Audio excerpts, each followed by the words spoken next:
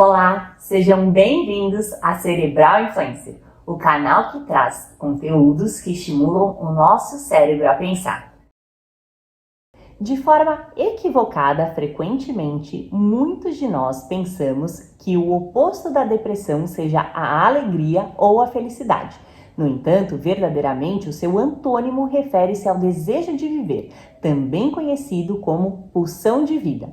O transtorno depressivo, de fato, não é nem de perto uma simples tristeza. Vai muito além disto, uma vez que mesmo quando estamos tristes, podemos notar que ainda assim possuímos certa vitalidade, com o desejo de nos expressarmos e de criar coisas novas. A depressão, entretanto, bloqueia todas essas perspectivas de futuro, abafando principalmente a nossa esperança. Quem passa por essa condição, sobretudo, experimenta as mais variadas maneiras de sentir a falta de força necessária para viver, uma espécie de inexistência de sentido para tudo, acompanhada por um corpo praticamente sem energia e sem impulso, apenas com uma queixa silenciosa. Todavia, supor que a depressão possa ser algo isolado, igualmente trata-se de um pensamento falacioso que, inevitavelmente, nos conduz ao erro.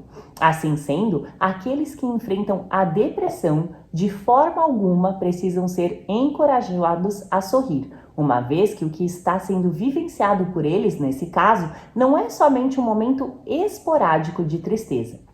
A verdade é que a depressão, na prática, não pode ser resumida a um simples desequilíbrio bioquímico, sendo antes disso um distúrbio da mente, do cérebro e do corpo, uma vez que, inclusive, muitas pesquisas apontam que a depressão justamente compromete a saúde cardiovascular, de tal forma que o deprimido fica muito mais propenso a desenvolver determinadas doenças cardíacas. O impacto da depressão na vida, infelizmente, é gigantesco e as causas são bastante complexas. Todavia, tudo isso pode ser revertido, desde que estejamos dispostos e comprometidos a mudar velhos hábitos, descartar padrões negativos e iniciarmos um verdadeiro diálogo interior. E embora não seja possível recuperarmos a felicidade perdida e tampouco deixarmos todas as tristezas no passado, podemos decidir a qualquer momento buscarmos ajuda quando não estamos dando conta sozinhos. E você, conhece alguém que sofre de depressão? Então, venha pensar fora da caixinha. Acesse www.cerebralinfluencer.com.br.